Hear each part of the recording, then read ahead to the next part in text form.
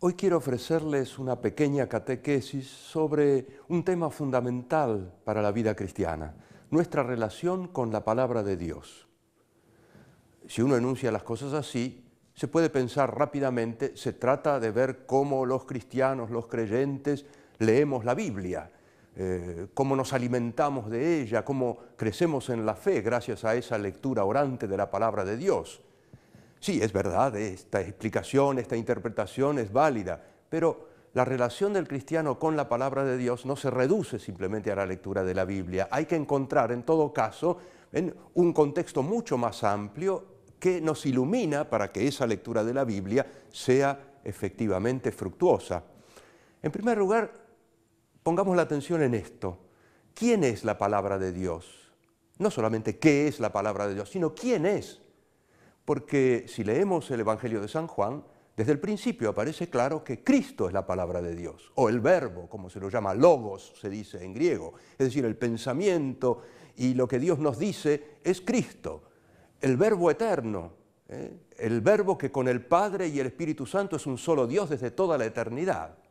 Bueno, Dios nos habla en su verbo, nos habla en su Hijo, especialmente en la encarnación del Hijo, es decir, en Jesucristo, verdadero Dios y verdadero hombre, en la vida de Cristo, en sus milagros y sobre todo en su enseñanza, tal como la encontramos escrita en los Evangelios. La Iglesia nos enseña que toda la escritura del Antiguo Testamento estaba preparando la revelación del Nuevo, la revelación de Cristo. Es una gran profecía de Cristo. Y luego los escritos de los apóstoles que completan el Nuevo Testamento con los Evangelios son una interpretación, una explicación, una profundización de la enseñanza de Jesús que nos llega de una manera vital, viva, a través de la predicación apostólica. Por eso podemos decir que nosotros recibimos la palabra de Dios por medio de la predicación de la Iglesia. Cuando usted va a misa el domingo, ¿ven?, y escucha la lectura bíblica, allí esa lectura bíblica tiene un valor especial, va acompañada de una gracia de Dios que busca el asentimiento de su corazón. Y cuando el sacerdote la explica, si la explica bien, como corresponde, de acuerdo a la tradición y al magisterio de la Iglesia, ¿ven?, allí la palabra de Dios le es actualizada, le es dicha. ¿Ven? Pues bien, entonces en este contexto uno entiende que puede leer la Escritura de una manera orante, como expresión de la propia fe, buscando allí a Cristo, buscando que esa palabra se haga actual, pero la lee en el espíritu con que esa Escritura ha sido puesta en libro. ¿Ven? Los padres de la Iglesia hacían una comparación muy bella entre la Escritura bíblica y el Verbo encarnado. Decían, así como el Verbo eterno de Dios se hizo carne, se hizo hombre en Jesucristo, así también la palabra eterna de Dios se hace libro en la Sagrada Escritura. ¿Ven? Pero entonces uno no lee la Escritura como si fuera pues un documento histórico, arqueológico, que nos cuenta cosas del pasado. ¿Ven?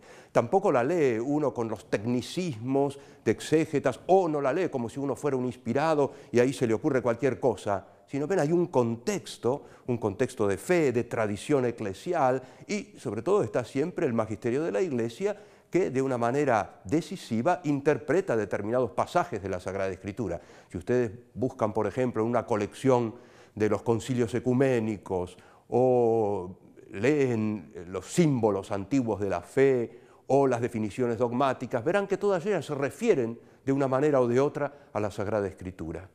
Bueno, decía al principio entonces una pequeña catequesis sobre nuestra relación con la palabra de Dios. ¿Ven? Se trata aquí en el fondo de nuestro encuentro con Dios, y nuestro encuentro con Dios se hace concreto en el encuentro con Jesucristo. Bueno, esto es simplemente una indicación muy pequeña para que cada vez que escuchamos la palabra de Dios en la iglesia, en la celebración litúrgica, o la leemos en nuestra lectura orante personal, busquemos, intentemos en el Espíritu Santo encontrarnos realmente con Cristo, que es la palabra fundamental, la única en realidad que Dios nos ha hablado. Hasta la próxima.